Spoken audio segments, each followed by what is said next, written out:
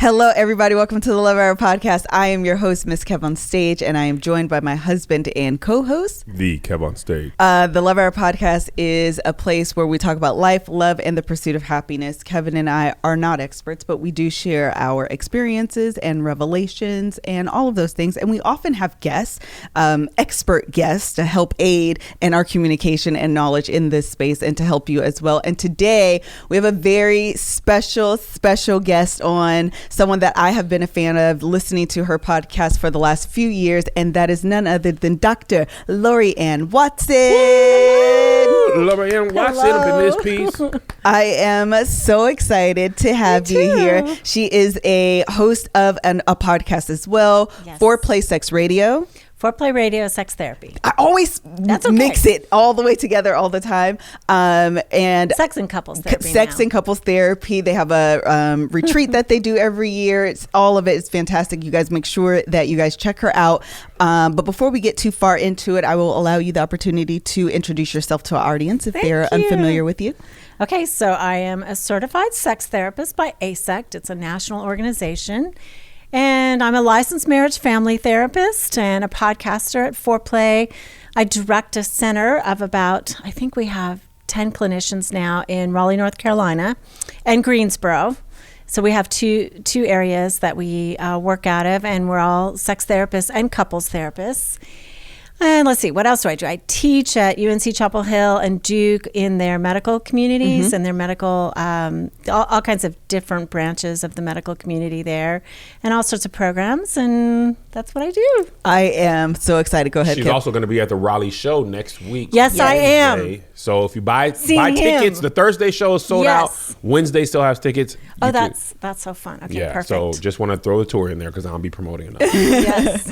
Thank you. Yes, we are Love I Champions. get to see Kevin. Yes, on stage. Kev on stage. Yeah. So I'm so excited for this episode, and the reason why is because obviously this I try to have as many different varying perspectives on the podcast as possible and talk about multiple multiple things, but I can only talk from my experience, and my experience with Kevin and I and our dynamic is that I am the lower desire and Kev is the higher desire, and something that's really important to me is to shed light on high desire women. Good. To normalize that. That's right. And we're out there. Yes, and I wanted someone that had both. And I was literally the perfect person because you are a higher desire woman and an LMFT. So yes. I love when people have like the education and you have like the literal life experience to make sense of that with the research and education behind it.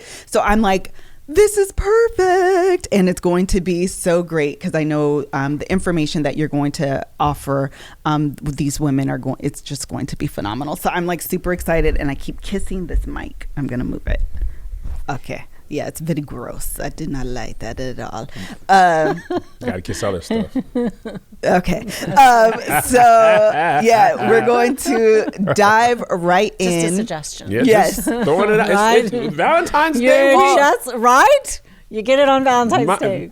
Just a little kiss. Let me tell you why this is going to be great, because Dr. Laurie is always for sexual innuendos, like all the time. She catches them. I am. Yes. But I grew up like you did, kind of churchy. And so I didn't hear them for a long time. I didn't let myself hear them. Right, I'm the same. And then later on, I, allowed myself to. And now I can't stop hearing them. Yes. It's like it's everywhere. I hear them everywhere. That's what she said. That's one of my favorite jokes of any TV show. Because that's how I am. I'm like, oh, that's what she said. And then one time my son said, and I was like, that's not what she said. She should have never say anything to you. You understand me? Not till you're married. And that's I just didn't want him to get it at 13. Right. And he totally does. But he totally got it. Yeah. He totally got it. So Dr. Laurie, I think this is going to definitely be a connection, Kev, because she's always I here desire is up top. Yeah, I desire is up top. On top. So and on bottom. And the side. The side is good. Side is underrated. Side low-key becoming one of my faves. You can go from Netflix and chill to right up in that vid. That's Vaginaville. And then go right to sleep without even moving. Oh, love the side. It doesn't get as much play in the Kama Sutra. It's like, oh, upside down, break my leg. Side is solid. Side is solid. It's the white bread of sex. Like, you used it so many different ways: sandwiches, croutons, toast. Okay, Love it. So what we want to do, I think, is start off by offering definitions. Okay. So one of the things that I notice in your podcast, because you guys know that anyone that's a guest on a podcast, I'm a literal fan of. So like I said, I've been listening to this podcast for a few years now. But I noticed that you don't always use the term high desire, low desire. You True. often say sexual True. pursuer and distancer. That's right. Okay, so can you kind of explain? Go ahead. Sure. It's slightly different, and that's why. So we're talking about sort of the action, the direction of our actions. So a sexual pursuer is somebody who goes toward their partner sexually, asks for sex, initiates. They actually may not be high desire. So I don't know if that makes any sense, but the action tendency is, we feel, usually it is a higher desire person, but it could be, a person who has moderate desire, but who knows and experiences love as sex and knows their partner does too. So eventually they pursue in that direction. They take the onus to pursue the That's sex. Right. That's right. Okay, I understand and that. A sexual distancer is also somebody who who doesn't feel necessarily sex as love, doesn't necessarily feel that as a connection, but maybe they masturbate every day. So it's a little confusing. What you talking? We're talking about an action tendency. So think about this. And I think it's complicated because there's also the emotional pursuer and emotional distancer. There's heard two that ways. difference. Two ways. So think about, so I'm both. Okay. I'm a sexual pursuer and an emotional pursuer. I like talking and closeness and spending time together, and I really like sex, and I feel love, feel pleasure sexually, and like that, and pursue my husband for that. But think about maybe a woman who she likes closeness, talking, spending time together, but for whatever reason, she's not as interested in intimacy in bed. So she's an emotional pursuer, a sexual distancer. So a man may be, emotionally distant. He's all about his work. Pursuer. Right. He's all about his work. His energy sort of emotionally goes toward his career, but sexually, his energy goes toward his wife. So he's emotionally distant, sexually pursuing. Okay, I'm going to throw a couple curveballs. So think about the hookup guy. Yes. Okay, so he's sexually pursuing, right? He wants it, but he's not going to give his heart. He doesn't even think like that. So he's emotionally distancing. But so it's just, it depends on the extreme. And some people are shut down. I think the hardest guy to work with is the guy who is emotionally distant and sexually distant. But again, he could be masturbating every day. Every day. He doesn't move toward a partner sexually, right? Because his body is still filled with testosterone. He needs it. But this is about the action tendency toward a partner. So to me, as a therapist, it just helps me clarify, okay, what are we dealing with and how do we help them? I really like the dive down into this because I think that we often, or at least in my mind, I've coupled those two things together automatically. So high desire is pursuer and emotion as well. But what you're actually saying is, how do you interpret love? And the way that you interpret love may be the way that you pursue. So if my interpretation of love is through closeness and talking and this, then I'm going to pursue that type of closeness or be that type of emotional pursuit is the word you said. But if I interpret love through sexual intimacy, then that's what I'm going to pursue. Right. I love that. I actually really do. And I think, women, particularly, we are socialized to be emotional pursuers. Yes. We have to tune in to really kind of find our power, to be nuanced in how we read people and how we think about people. And I think we're shut down socially to be sexual pursuers. I mean, we're told we're sluts, we're whores if we want it. There's not really much of a healthy view about a woman who wants sex. Either she's, promiscuous or something's wrong with her. And I mean, I do a blog. I get so much great feedback on my podcast, but I also write a blog for Psychology Today. And, you know, I'm just trash there all the time because people are saying there's no such thing as women pursuers. There's no such thing as women sexual pursuers. They've never seen it, you know, so. I feel like we are definitely socialized. That a man goes out and conquers. You go hunt for food, for women. You have 10 different, you are the man if you got 10 different women. You have to focus, right? Yeah. You have to focus your energy on providing and getting, yes. For women, if you do that, like you said, it hides the women who are like that. The women who are open about it, they're called hoes. Yep. And the women who are quiet about it, it furthers the myth that they don't exist. Yeah, and I mean, I think that we don't talk about it as a woman's sexual pursuer.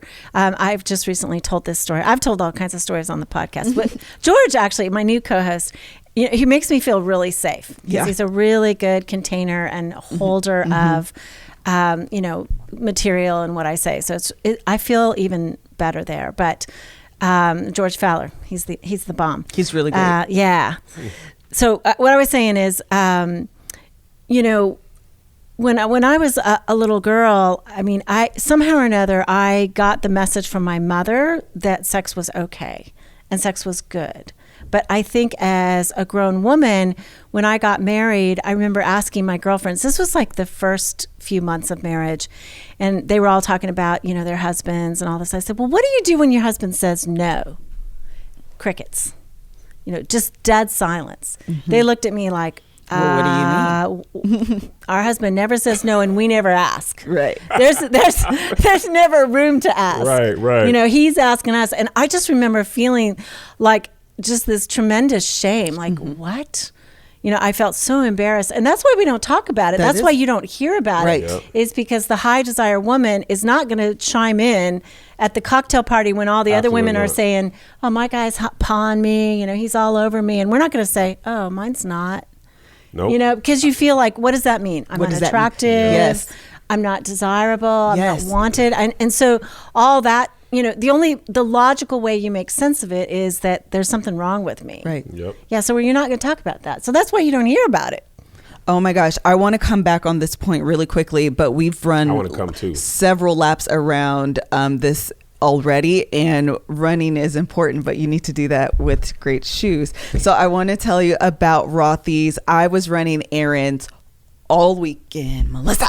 I've been running errands since like Saturday, probably, like playing chauffeur with the kids. On Sunday, I did some things. Yesterday, I did even more things. I did the most yesterday, and literally I did them in my Rothy's. I did all every day this weekend through yesterday. I wore my Rothy's because they're comfortable and stylish. And even when I'm running errands, you look a little bit kind of want to be cute. Although yesterday I was looking amazing, broke, busted, and disgusted. But my shoes were on point though. You know what's interesting? Yesterday you said, usually when you don't wear your Rothy's, you're saying, oh, my whole body hurts, but my feet are really killing me. Yesterday you didn't say my feet didn't hurt. You were saying, you know, I'm sore in my shoulders. My shoulders do hurt. You never said your feet hurt. My feet did not hurt, and I've literally... Y'all know how it is to be a mama on the weekends, running errands, going to soccer games, dropping your kids off at their friend's house, doing all the things. Like I was just literally just doing all the things. I have the black pair. They're basic because sometimes I be basic, but they go with everything. But they have multiple styles, prints, colors, patterns, anything that will float your boat. They have available to you. If you are in the service business where you are standing on your feet, whether that's a bank teller, a hairdresser, a barber, these are a great option for you. Rothy's come in ever-changing array of colors, prints, and patterns, and they're available in a range of styles like sneakers and loafers, plus many more. It will blow your mind that they're made from repurposed plastic water bottles. In fact, Rothy's has diverted over 35 million water bottles from landfills already. Check out the amazing styles right now, available at rothys.com/lovehour. Go to rothys.com/lovehour to get your new favorite flats, comfortable style, and and sustainability. These are the shoes you've been waiting for. Head to rothys.com/lovehour. Thank you guys so much for supporting our sponsors, because of course that allows us to bring free content to you. So thank you guys so much. Okay, so I want to come back on this like rejection and what is wrong with me. One question that comes up quite often, and I kind of want to do a little bit of a deep dive, is talking about the rejection that a woman feels when she is the sexual pursuer, as opposed to the rejection a man may feel, like where there is, again, crossover, like some of the rejection that both a man and a woman would feel. And then maybe if there is a difference, because women, we may feel things differently or interpret things different. I'm not quite sure, but maybe we can go into that. Sure. I mean, I think asking for your partner to be sexual with you is really the most vulnerable thing in the world. It's vulnerable. So primitive, right? It's like, touch me, baby, in the way that makes me feel good. I mean, it's just so... Can I please put this inside of your body for a little bit? Yeah. Or can you put it inside my body for a little bit? You know, I mean, it's tough. Hey, put that in my body. All right. Well, can I just finish the game? No, you put it in my body now. I want that in here. Right, exactly. It's so vulnerable. So I think man or woman, it's a vulnerable ask. But I think men, y'all got company. You know, I mean, there's other men who will sympathize with you and say, "Are you getting some?" He ain't getting none, Jack. I shot for 3 days in a row. I ain't had something. Oh wait, that's right. But I can see how women don't be feeling like that, right? Because we don't have company. We don't talk about it. The shame, silences us, and so I think there's a sense of being all alone in it that adds to the feeling of rejection. So, I mean, my husband and I have worked it out now, but it was a long time, and we talk about it now. And he's, first of all, I think his understanding of what I went through and his sense of, it wasn't how you looked. It wasn't not being attracted to you. It was about my own difficulty with that kind of intimacy. He's like, I was a young man. I'd come from this really distant family. Sex was so intimate. And he had desire, he had desire, but it was just, all of it was too much. Living together, getting married, he just felt that claustrophobia. And sex was a way that felt more intimate. So he backed down. And I think at the time, I felt so rejected, and I was angry all the time. So I was the critical pursuing partner. You don't spend enough time with me. You don't have enough sex with me. All of that kind of stuff. And definitely we came to the brink because of that. And I think it wasn't until we began to sort of work out intimacy that sex started to work out, because it wasn't that we didn't really know how to do it. We were churchy, and we were both really, really naive too.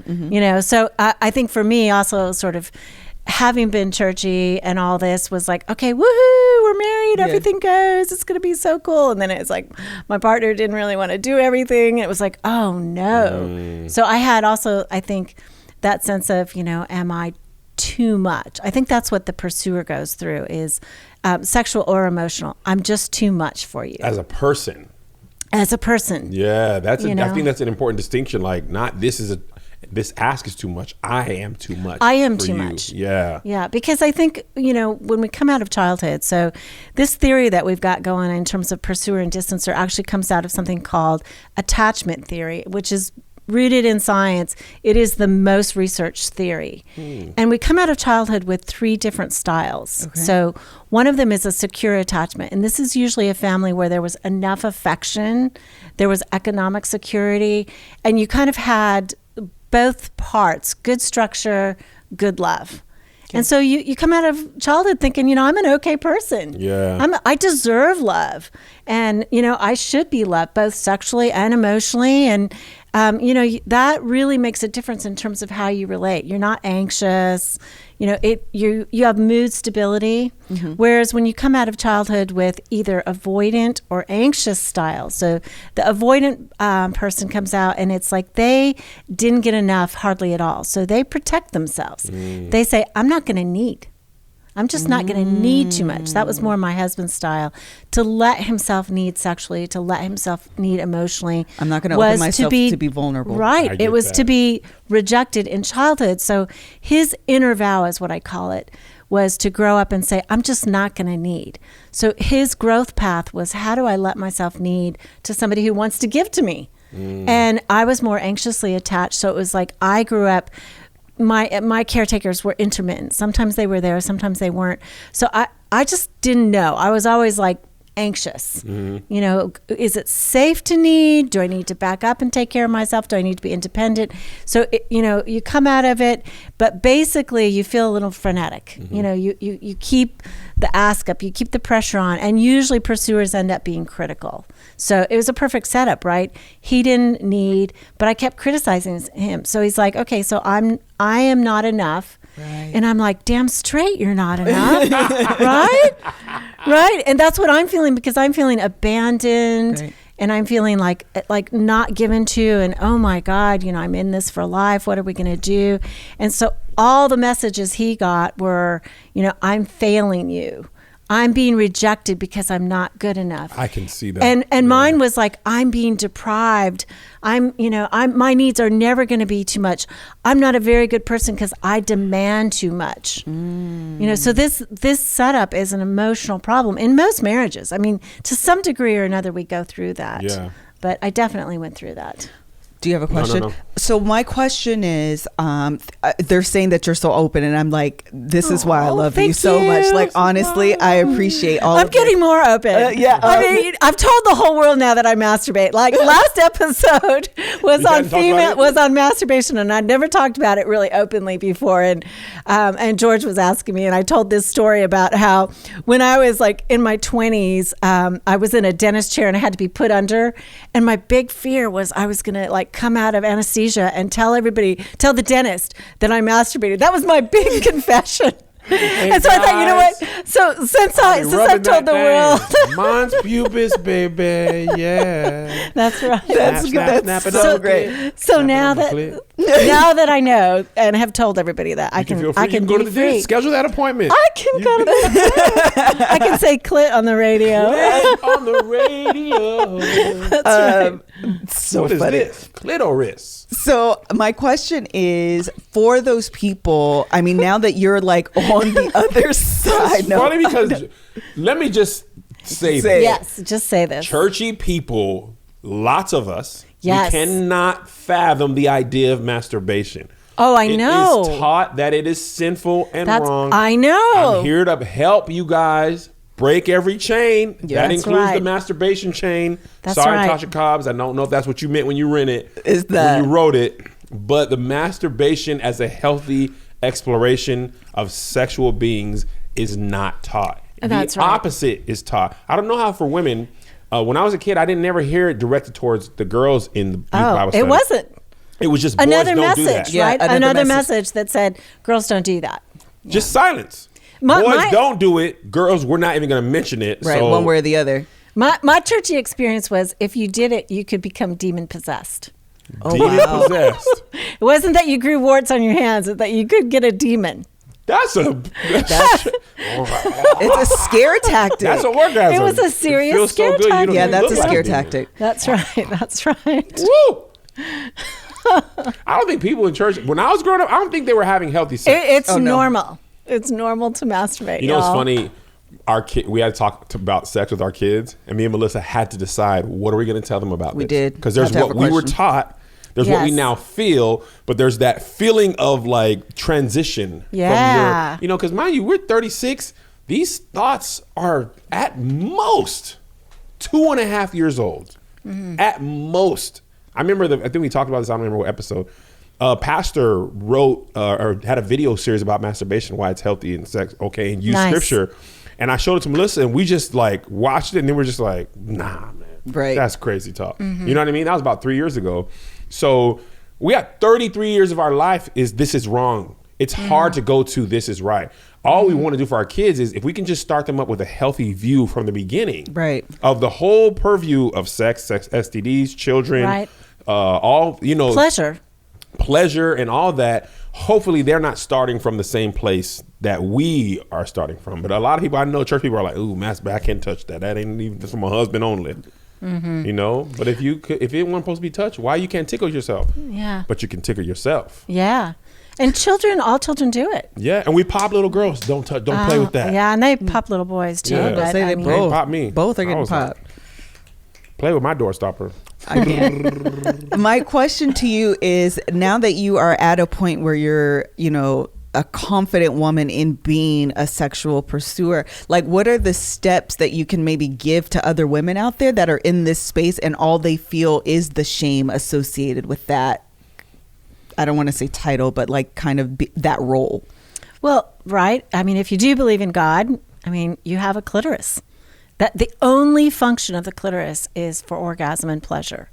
So your very body tells you, the way you are put together tells you that, you are supposed to experience pleasure as a woman, that it's not just a man thing, it's a woman thing. I mean, their penis has a dual function. Mm-hmm. Our clitoris has only one function, which is for sex. That's crazy. That was great. And so pleasure. So, I mean, I think you have to. God was more generous to y'all. He was. And we have multiple orgasms. I mean, we can have multiple orgasms. In a night, different areas. We can think orgasms. Seriously. That's why 50 Shades of Grey sold so much. I have a guy friend who says, man, if men could think orgasms, the world would stop. They'd all be just like, blink, blink. The IG Magini blink. Exactly. Oh, yeah. No, I mean, we have incredible capacity.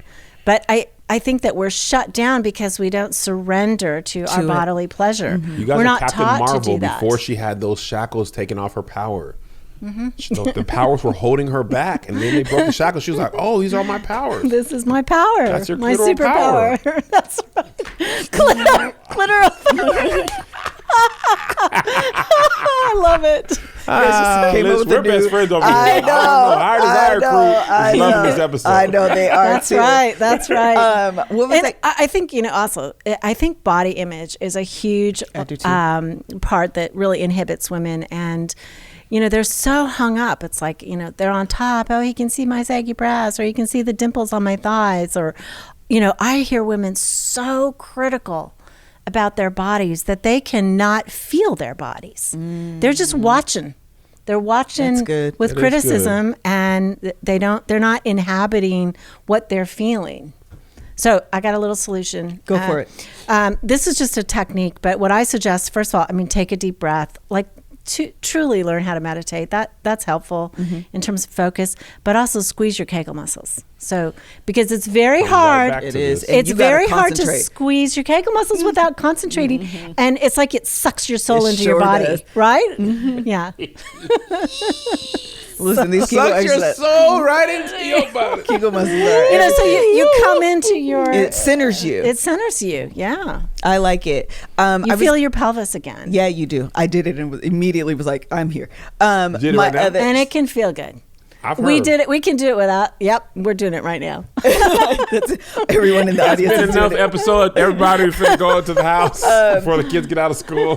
My other question, or something you kind of alluded to, and I just kind of want to come back to it, is one of the things that really kind of helped me in my own personal journey. What really was education. So even when you were just talking about the clitoris and the fact that it only has one sole function, I think starting to wipe your slate clean as far as what you've been told and what you've learned from your parents or society or what you've internalized or whatever. Educating yourself about your own body, I think, is one of the most empowering things you can do for yourself in any capacity, but specifically when you're talking about your own sexual well-being, education is a very powerful tool. Yeah. Because, we have childhood messages that are wrong. Exactly. Childhood messages that tell us our genitals stink, that we're dirty, all those things. So another quick trick that I suggest, and this, my girlfriends tease me and they're like, you actually tell women to do this. I said, I do. So what I want women to do who grow up thinking that somehow or another down there is bad and dirty, I'm like, okay, every time you go to the bathroom, I want you to smell your underwear, because you actually don't smell bad. They have conditioned themselves to say this smells bad. And eventually, of course, I'm going to want them to taste themselves. Because it's like... What you talking? Dr. Watson? Taste himself? Yes. Pure. Because first of all, I think women are pretty tasteless. Usually after oral 32 sex. flavors. A woman tastes herself with the bacteria from a man's mouth, and that tastes different than she tastes. Hold it. I got it. Right? I got lost. Okay, so women like say, I don't ever want to taste myself after he's gone down on me. Because that's the tongue bacteria. Yeah, right. Got it. Okay. Mouth bacteria mingled, that tastes different than what he's tasting. Got it. And so I want her to taste herself directly, just to see. What does the taste test for? The taste test, because she's convinced that she doesn't taste good. And so I'm like, okay, is that really true? You like pretty tasteless. Okay, so my mind's a little bit blown right now, but I'm going to tell you why. Am I going too much? No, not at all. I'm all for the taste. No.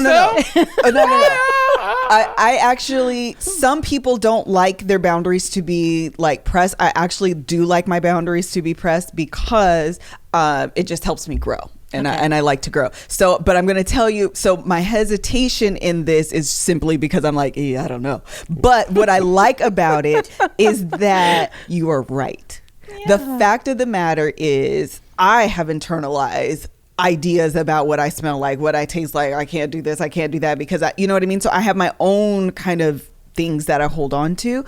So really a great way to like break through is to do it yourself. Mm-hmm. Yes. So I'm not mad at work. I'm not mad. Yeah, it's doing the work. So I'm not mad at it, but I'm also just kind of like, I don't know. I'm scared. This is my coochie. I don't know. Yeah, and men, frankly, I think men should taste their semen. They need to know what double they taste standard. Hold up. No, she didn't say taste your orgasm. She just said taste your V fluid. She did say taste. No, vaginal fluid. That's a V fluid. Right. And men should taste their fluid too. Right. I mean, it's all. What you talking? I don't drink enough water for that. I've been having too much Dr. Pepper. I could probably taste like battery acid. No, it doesn't. A little base. I'm about to taste myself tonight.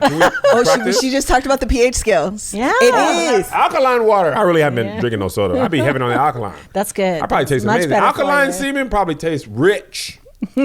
I'll taste it if you taste it. We should taste each other. I would smell. I'm actually not against all smelling. about that. I think smelling is totally fine. I think that's actually like I would be down for that. And women taste different like throughout their month. I've heard that. So sometimes it's like heavier, musky. Sometimes it's completely like odorless. Yeah. So it's all good though. As long as you don't have an infection, you're good. I'm going to tell you what else is really great. Girlfriend, you smell good. I love that. I'm here for it. I'll tell you what else is really great. Having a great bra, because while you're tasting yourself, the least you could do is have perky boobs as well. So I want to tell you about ThirdLove. You guys know how I feel about ThirdLove. You guys are supporting ThirdLove. Every review I've ever gotten from a woman that's bought a ThirdLove bra has loved them. But I know you guys are supporting because they sent me all the other bras I bought. Okay, don't be twisted. But they did send me a new bra, and I got the new one. I should have looked up the name, but it's the one that kind of has the V cut. So if you're wearing a low cut shirt, your bra doesn't poke through or peek through on your shirt, like through the low cutness. Okay. And I actually really like it. I have been wearing their bras nonstop. You guys know this. They have nude colors for all skin tones from the lightest to the darkest, what I actually really, really, really enjoy because diversity is a thing. And so I'm always happy for people that can represent from the low or from the very light to the very dark.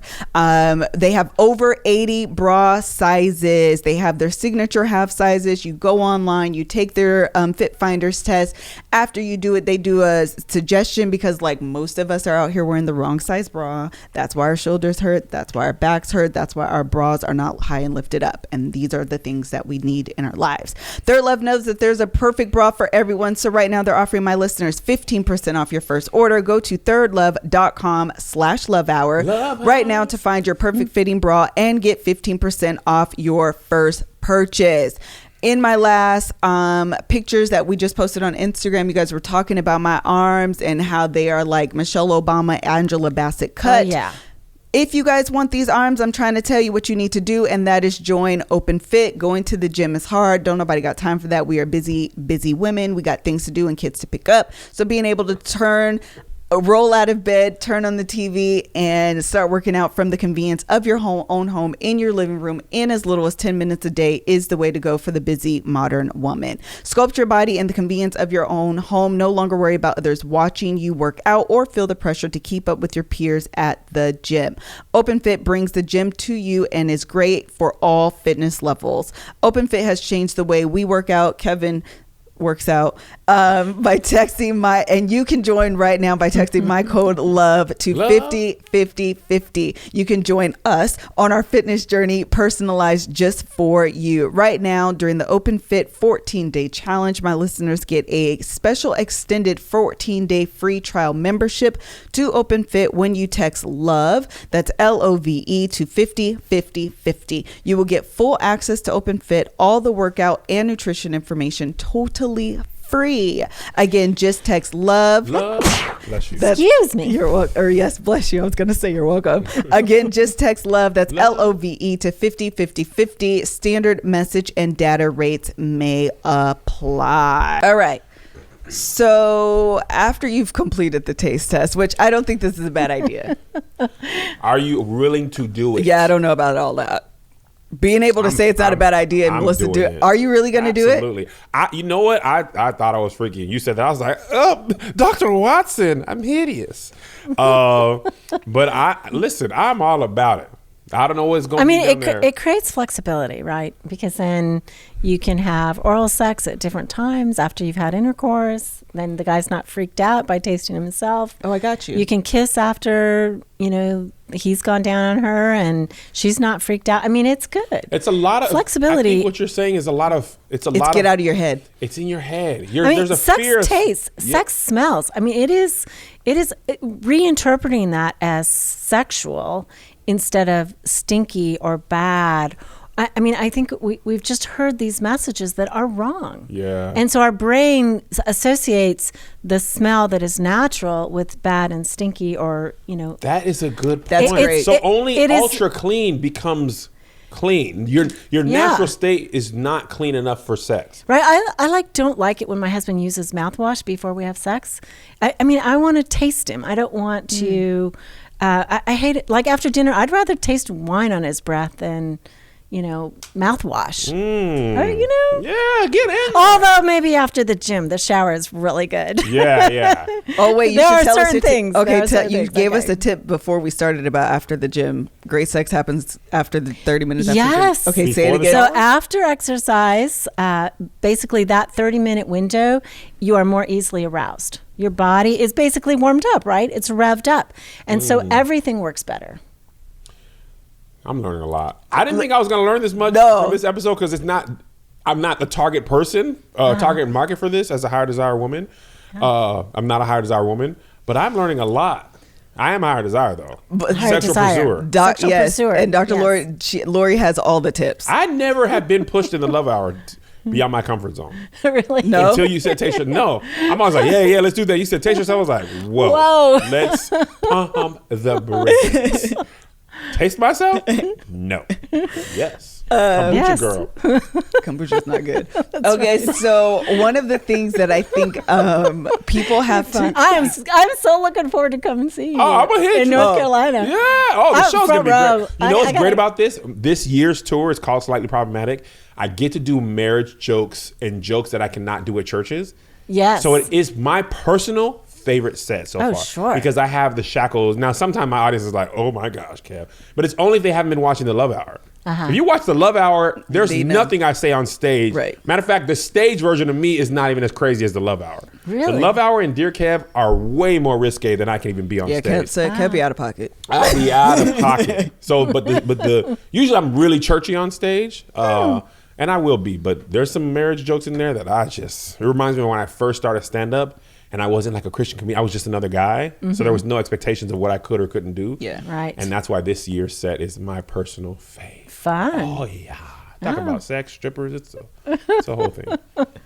One Can of hardly the things, wait. Yeah. One of the things that you talked about and I thought was kind of key, and I think maybe we should hit on it again, is the journey that you and your husband went through to get to a place where you are now. What advice or tips maybe that you can offer to a woman that's in the scenario right now, Where and you she used feels to be like, angry. she feels like she's Yeah. at her And wit's her end. husband is now. Before you answer, one thing I thought was interesting is that relationship with your husband caused stress on both sides. It did. Absolutely. You were stressed because you felt deprived and angry, and he was stressed because he felt like you were asking of him Suffocated something. and rejected and not and good now you guys enough. are both doing this, and Right. I never thought of it affecting both parties equally. You know what I mean? Because in Melissa's lower desire and I'm higher desire, it makes perfect sense from my point of view. Because I ask or whatever, but I never thought of in the reverse, it still ends up having the same issue. But I'm sorry, go ahead. I just thought that was interesting. So we've been married 34 years. Oh. How old are y'all? We're 36. 6. Yeah. I don't know why I want to be 37 so bad. So we've been married a long time. And, a lot of it is, first of all, I remember getting a hold of the fact that what I was doing wasn't working. Just like, okay. This was before That's I a revelation. understood attachment theory. I knew what he was doing wasn't working. Right. I was quite certain, This I know that for he was sure. wrong. But I couldn't really see myself. And then, kind of when we came to the brink, and then I thought, okay, I need to do something different. Yeah. So a lot of it became how I spoke about it, which is really more from vulnerability than from criticism. So it. talking about my need, like, I want to be in a marriage that is really sexual. I mean, this is how I experience love. This is how I experience acceptance. This is pleasure to me. I want to serve and pleasure you, and I want it in reverse. And so talking about it from Cowgirl a more reverse gentle, or just reciprocation? absolutely. Cowgirl, man. That is, hey, top 3 and ain't number 3. You feel me? Top 3 and A number 3. Love it. So yeah, I think part of it as a pursuer is we need to talk with language that is soft and with some awareness about that our partner's biggest fear is about being rejected. And withdrawers, right? Distancers, they are uber sensitive. Yeah. They just are uber sensitive. And so you can say one little thing and I can see my husband's face just go blank. Even now, I'm like, wait, come back to me. Did you think I was criticizing you? And I think that his anxiety too about needing, like I needed to get hypersensitive to that. So I remember, and this was fairly recently, probably in the last 5 years, he came into the house and he said, honey, are you tired? And I was like, yeah, I'm a little tired. And then it dawns on me about a half an hour, like, wait, were you like asking if I was up for sex? Yes. And he was.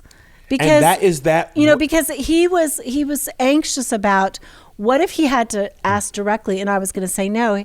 The sense of rejection He's trying to get was the obstacles so out of the key. way. Right. If you say you're tired, then I'm just not going to ask. I'm not going to ask. Because but now I was like, no. I ain't that tired. I ain't never that if tired. you need sex, honey, if you want sex, I got it. I got it, bro. I got it. I've definitely done a soft ass like that. Yeah. So I think and then I think What have your withdrawers, soft ass? they Let her talk. No, I need to know because I'm missing opportunities. Yeah. No. Here, let's do it right here. Okay, we'll be Oh, in the couples room. therapy. Come on. Couples therapy. You know what? I think I know one. Can I share what I Dr. think? Lori does intensives. Let's do this it. is like right. Let's go to Raleigh. Yeah, What are you doing do. tomorrow? But hey, can I share 12-hour one? intensive. Okay, what? Okay, this is what I think one is. Okay. Do you want to take a shower? Oh, if it's at night, yes. Because Yeah. I do have a fear of stinking. Okay, so I do. a lot of time, so Melissa's, we got to work on her, doctor. Recalibrating that mind. But you know what? This is not her. And when I was a kid, that's girl, you stink. Girl, you stink. It smelled like fish in here. Like that was just all out in the hallways. So I see how we permeated that. We as a culture permeated that. He's just trying to be funny or whatever. So Melissa, sometimes her soft, because if we don't take a shower, the chances are very minimal. So instead of saying, hey, do you want some butt? She said, hey, do you want to take a shower? Because last night was an example. I was tired, right? I said, I'm going to bed. She's like, are you showering first? I was like, absolutely, I am. I am not that tired. I'm not that tired. And I'm talking about, I woke up at 3 a.m. from Oakland, came here and shot for like 8 hours. I was exhausted. But understanding what she's really saying, we've actually never had this conversation out loud. I'm realizing it now. Yeah, because this is why I like the Love Hour as a listener. a lot of times you're doing stuff that you don't realize is classified as something. Right. You're just, though, this is what I know what she's saying. Or I'm asking her, do you want to take a shower? And she'll be like, I'm just going to get in bed. I'm like, well, hey, I ain't taking no shower either. You know what I mean? So I think understanding what the subtext of your relationship is so important, because we're humans. Like in movies and writing, they teach you writing about subtext. People very rarely come out and ask straightforward question of their request. And even pursuers who are critical. I'm a pursuer. But they're not necessarily saying it from a vulnerable heart. Right. They're saying, you don't give it to me enough. You don't seem to always be up for it. Versus, you know what? This is the way I get fed. This is the way I feel the deepest connection. Yeah, that's vulnerability. It's absolutely. Like, and I mean, that just talking about it, sexy. That's why it's hard to say. But wait, can we like land on this a little bit? One of the things that I've actually talked about in the Love Hour when we've done it live, and you're talking about it now, and I think it's so important, is to talk about the deeper meaning of sex with your partner beyond just the physical act. Mm-hmm. Because as a sexual distancer, sexual distancers, what can happen is you feel like your body is just there to satisfy a need, like a that's blender. Physical. Okay. Yep. And so understanding the emotional aspect of it, I think, is really important. And so giving high desire people, sexual pursuers, that language to articulate what's going on below this physical need, I think is really important. Yeah. Because you can forget. I don't think they know. I think that particularly for males in our culture, right, they are socialized. We allow men one path to be vulnerable. Yes. And that's sexually. We don't allow them much language to talk about their needs, to talk about their need for touch in many ways. Like, I want to be held. I need skin on skin. We can't even be the little I need spoon you to in the stroke relationship. me. We always have to be the big spoon. Yeah. I want to be spoon. cuddled. I want to be like this. And I want to tuck in. Yeah, I get it. I totally get it.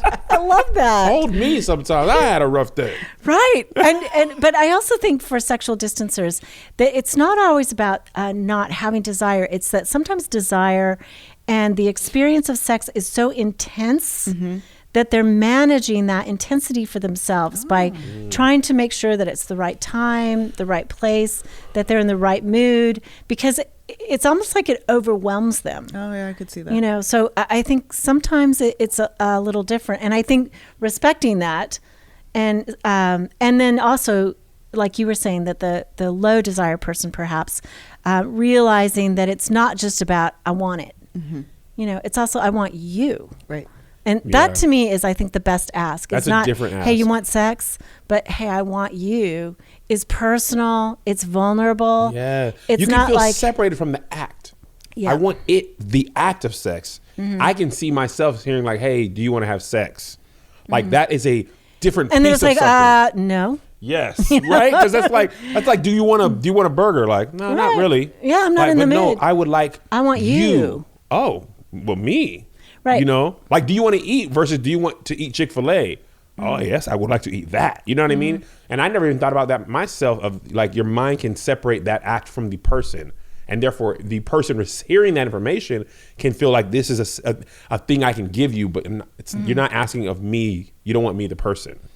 Right, exactly. Can I say something? And so it's more risky to say it that way. Yes. And people respond to it. People. Okay, I would like to say something on the behalf of the sexual distancers. Yes, ma'am. Because also I could interpret I want you as pressure. That's a good point.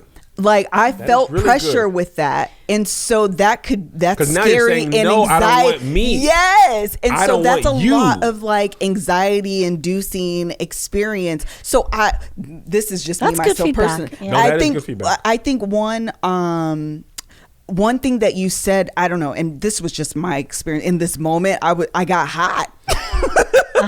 Like I felt myself like I don't know if I want. Yeah, you got too much dip.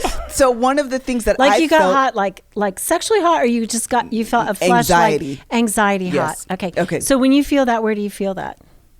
Where do you mean where? In my In your heart body. In your heart up. Yeah. Okay. You feel hot in your heart up. Like I'm okay. sweating right now. Uh huh.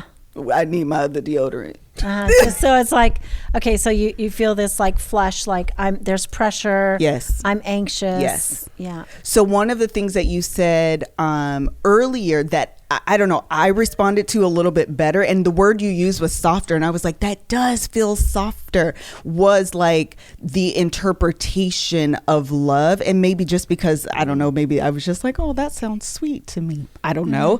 But that felt less pressure inducing to me than feeling like I want you. You know what's good about this? Okay. This is why I like the Love Hour. Tell us why you like your own show. It's a great show. You are giving advice, right? In general, this work for you or for clients and things. But what Melissa's hearing is that phrasing doesn't work for me. That's but here's what phrasing does work for me. And that's what I want the listeners to get. Like it like it's good not communication, a verbatim. right? Yeah, because that's good information, but then you have to apply it to my relationship. Do you, my wife, does this question, does it elicit a response? Yes. And I think the other thing too, as a pursuer, we need to take no. And withdrawers need to be able to say no. They need to be able to say no. I'm not interested right now. Oh, without us getting into like a huff and a puff. Right. Yeah. It can't be like utter rejection. We have to understand, the separateness of our partner, the differentness. And it's like, okay, I may be in the mood when you are not in the mood, and that is not a personal rejection. Right. And I think that once there's clarity and once there's freedom, I always say that for sexual withdrawers, that the road to yes is through no. You have to feel like you can say no in order, and not have a big blow up, in order to have yourself free to come forward. Major key. Major key. Major key. I think that was so good. That was good. Because if I always feel like pressure, honestly, it's just easier to say no. But if I right, because you're getting yourself space that way. Yes. Yeah. But if I feel like no is safe, it's so much easier to like, I'm gonna tell to you come what the forward. pursuer's issue with that is. Not the no. It's that we decide no for you sometimes, and we feel like we don't get credit for that. So it's like, okay, you probably look tired. I'm not even gonna ask tonight. Yeah, like the 500 times we didn't ask. There's so many times I didn't ask. So when I finally gather the courage to ask, and you say no, it's like, yeah. Well, dang. You know what I mean? So I didn't ask you the last 3 nights because I knew you were tired. I didn't get any credit for that. That's how it's so weird to hear a woman say the stuff I say in my own head. Oh, no, I think it. I really think it. I kind of do say sometimes, like, maybe I'm just half boy or something, because I really do live in many ways in more of a male experience, I think, in terms of desire and all of that. Yeah. And the difficulty with getting a no. Yep.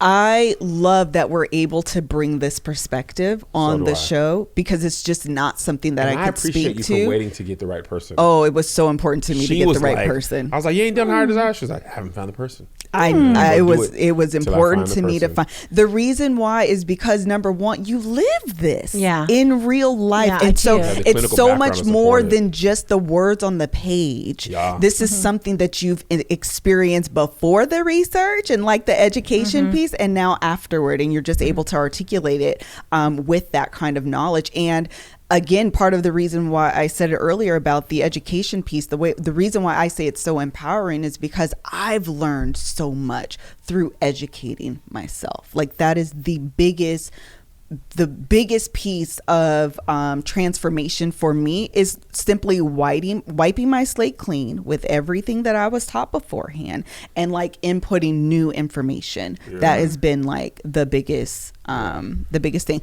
The other thing that's really important to educate yourself on is wine, because the last thing you want to do is go to dinner and order Moscato during dinner. Although, listen, do what you want to do though also.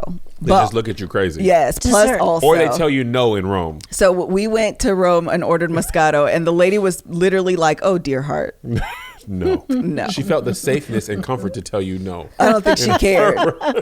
And we felt like, oh, okay. But she brought us a bomb red wine, and it expanded our palate, and we were able to experience something new and different that we wouldn't have experienced otherwise. This is one thing that I love about First Leaf, is that it allows you to try different wines, things you might not think that you like, you get to try. And listen, Valentine's Day is coming up. There is nothing wrong with having an at-home little situation kitchen, pour yourself a nice glass of wine, set up have your kids go to their friend's house and have a little nice romantic dinner at the house. And sometimes those are the best because you go to restaurants and it's crowded and it's loud. And for whatever reason, they think the music should be at 500 decibels so you can't even have a conversation, which I never understand. But that's another note. We're coming back to First Leaf.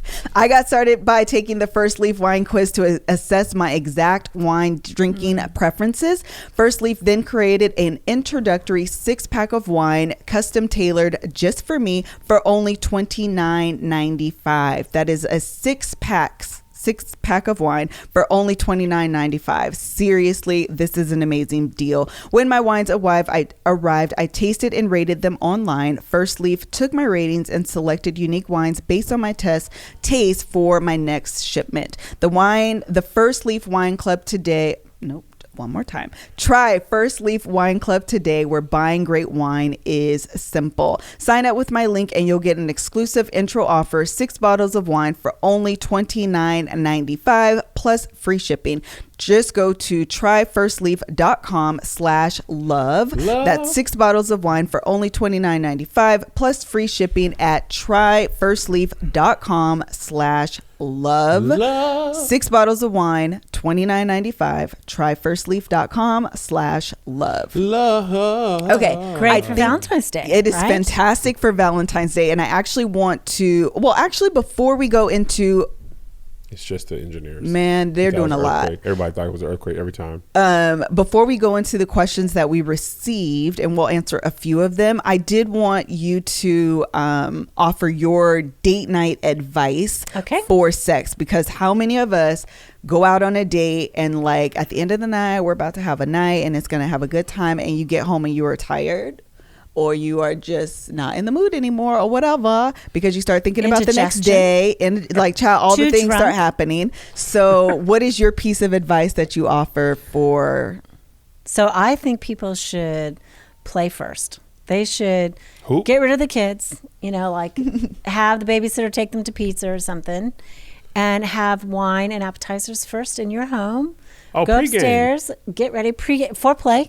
Foreplay before the day? Foreplay before the game. Really? Yeah, and then y'all make love. No, go for it. And then you go out to dinner, because first of all, a lot of women.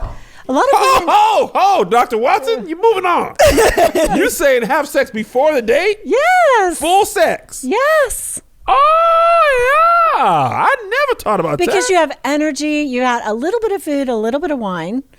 So, it feels good. You're not too full. You're not too drunk. You're not too tired. Because if you go out and you have dinner and wine and all that, you come home and you're exhausted, and somebody be angry in the morning. Dude. Right? That is such a practical, good piece of advice. Right. Because even me as a sexual pursuer, after date night, I'm tired. Yeah. I'm full. I'm not too tired, but I am tired. But you feel very different at 6 than you do at 11.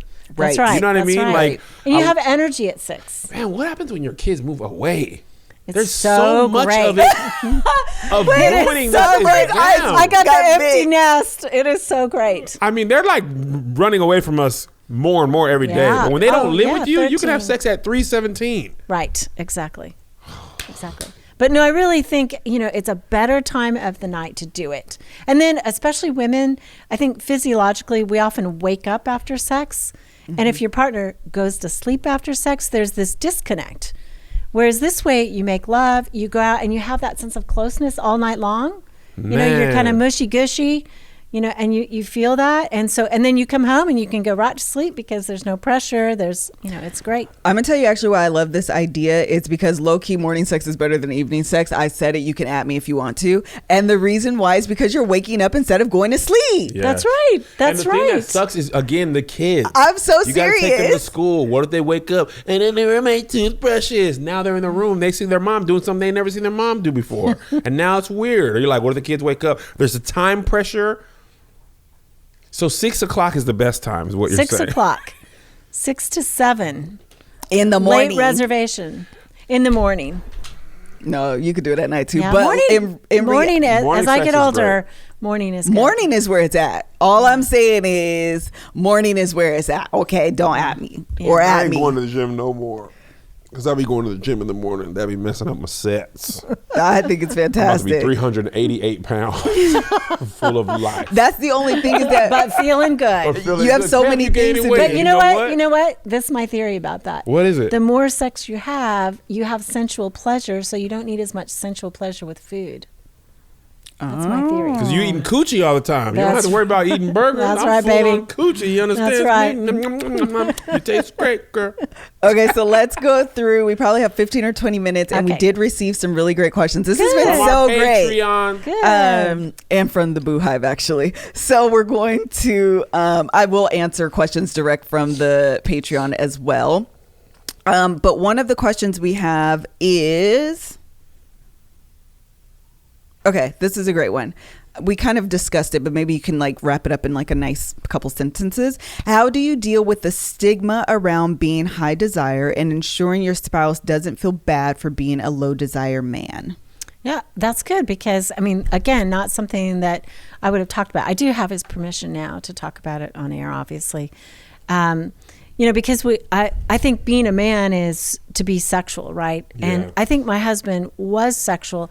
It was the action difference, Yep. right? It was coming toward me that created such a sense of like claustrophobia and intimacy problems, essentially, that was what was difficult. It wasn't that he didn't feel innately sexual. So, I mean, it's different, but I think it's with respect. I mean, I'm in a monogamous relationship, and for me, his feelings, the respect that I have for him, I think it's how you talk about it. You know, you can say, my man, never gives it to me. You know, he's this, that, or the other thing. But that's, I guess, to me, I only tell people, especially in my private life, that I would have wanted to get help from.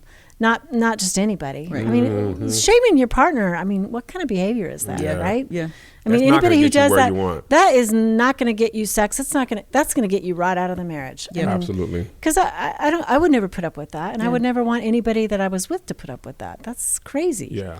And I love that you said one of your biggest like aha moments was your own revelation that not just what he was doing wasn't working, but that what you were doing wasn't working, and trying to learn to come from a place of empathy and with love. And so you come together and you have this softer conversation about, this is how I experience love. This is how, like, I don't know, those words wrap me in a hug. Like that's what I feel when I hear those words. And maybe that's a different conversation than talking about like your need for sex. Yeah. Because that just feels like, Or well, my Chad, I'm right more to than sex. that. I mean, there's a or lot my of people. right. Right in I used to say that Christendom. earlier. Yeah. There's a whole lot of, you got to give it to me and you Submit. owe it to me. All of Yeah. that is crap in terms of, having your partner really want to come towards you. Yes. Yeah. Because what we want is our partner to come toward us Yep. with a heart, to give to us, to be with us. Obligatory sex, Trash. duty sex, forget Big it. trash. We don't want that. You Nobody feel like wants a chore that. on the list of chores. Yeah. I got vacuum, mop, So good. dishes, sex, clean the refrigerator out. Yeah. You're not even the last chore. I got something to do after this, so let's Right. just wrap it up. That's Yeah, great. ooh, yeah, that I got something to do later. That one, that's The a killer. stings. Yeah. That stings. So good. Do men often feel intimidated, or do you think men often feel intimidated by a high desire woman? Well, I was churchy when I got married, so I don't know if men felt intimidated or not because I wasn't doing that. I do have people that interview me and they say, just think if you were dating again, people would be so intimidated by you because you're a sex therapist. And it's like, I think for me, being a sex therapist is about, certainly knowing something, but it isn't about criticism or a standard. Mm-hmm. I mean, I think for my husband and I, he always laughs. He's like, "Are you trying something new on me? Are you doing something new to me? But it's a joke. Yeah. I mean, and we just have fun with it. I think good sex is about attunement. Yeah. Good sex is about being with a partner and really being deeply connected. And that's what the research says too. It's not just me. It's optimal sex is basically when you can move with your partner, feel your partner, like your hearts are syncing. That's great sex. So it's not about a performance. That is Dr. Emily said that too. 100% true. Emily said that too. Yeah, she did say that, and it's nearly impossible to have good sex if you don't feel close in your relationship. The sex, you can have the performative act, but it doesn't feel as close or as fulfilling. Yes, I also think though sex is a path. It also makes us feel, Absolutely. close. 100%. I mean, sometimes I think as a low desire person, right? Say it again. Say it again. I mean, sometimes it's like I get it. I'm a woman. Mm-hmm. I want to feel safe emotionally before I have sex, but every once in a while, creating emotional safety through sex is powerful too. Mm-hmm. I mean, you don't always have to wait for that moment. Women tell me every day of the week, but I can't have sex unless I feel close to him. I'm like, really? I get that, but every single time? Can't sometimes you feel like, you want to give and your partner, usually male, is going to feel safer afterwards. His heart's going to open up. His mouth is going to open up because he's going to talk afterwards. To talk. Right? I mean, I think they'll have to talk. That's what I was talking about. But I like where you're going there. Came to that realization a while ago. I think that is and that was very powerful. I think might have been like 3 years ago. I think 2 or 3 years ago, she realized what that. I thought. When you talked about this, where she was like, I felt like elitist, like I don't need sex in the relationship, but therefore I am better. You remember this? We talked about this Hour? Yeah. Then when you understood how I processed that, and like, what if I just felt like I don't have to talk to you because talking is not important to me, communicating is not important. What if I was like, I feel better, I'm an elitist because I don't need to communicate with you? How would you feel if I just was withholding communication from you? You know what I mean? And that was like a revelation for her, like, oh no, like, this is the way I feel love when we have close communication. Well, this is the way he feels love when we have sex. And the more sex we have, the more I open up. Because after you have sex, you be like, girl, I love you. I want to talk to you. I want to hold you. What do you think about our future? You know what I mean? Because you are like openly, you know what I mean? Like, I like you. So sometimes for men, when we don't get that, when we're high desire, you end up being like, I don't want to talk about nothing then. Yeah. I don't feel close. Since we're not having sex, I don't want to open up, talk about my hopes and dreams. I'm not going to be, if I can't be vulnerable with you, just have sex, and I don't risks, want to talk. right? Yeah. I mean, I know after sex to me is like this sweet afterglow where I'm just wide open, willing to admit my faults, willing to do anything. You know what? I did eat your leftovers. I didn't want to say nothing about it, but I feel so close to you now. But they was just in there. Okay, what we got? People are saying they want you to do an After Dark episode. That would probably be really Love good. Our After Dark is what we have on our Dark? Patreon. KevOnStage Studios, which is rocking right now. We have a great community in there.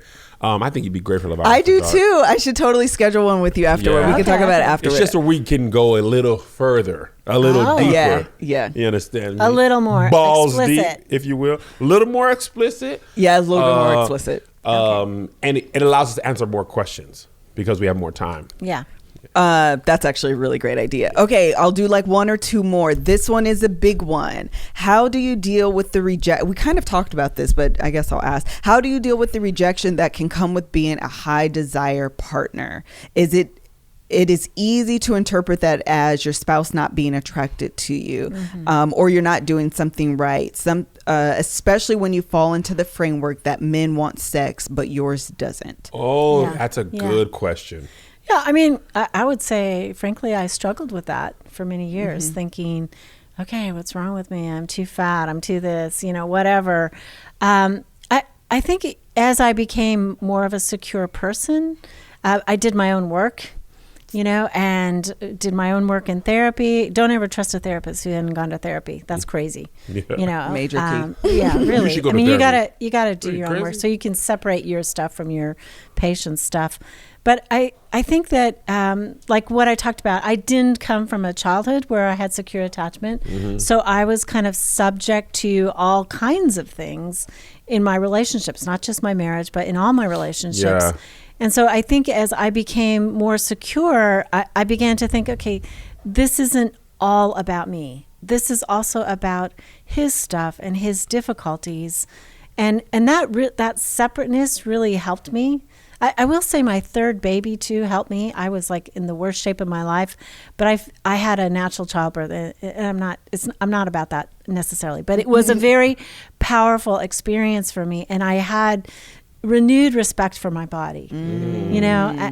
And strength training. It's like I feel like I have respect for my body. And so I think part of that helped. It's like, okay, it's not just about the body. It's about something in the space between us. And, fortunately, my husband did his own work, and we were able to talk about that.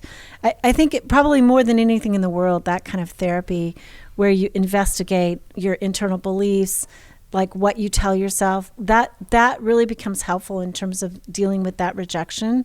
It's not about me. I want to actually do a podcast episode called "The Space Between Us," and you just said that. Yes, because sex is between us. Mm-hmm. Sex is not just in one body. It isn't in the low desire person or in the high desire person. Desire is shared. It's how we relate. Even people like who do. I have treat all kinds of stuff, but like vaginismus, which is the woman's vagina shuts down and cannot allow penetration, and you think, well, clearly it's her problem, right?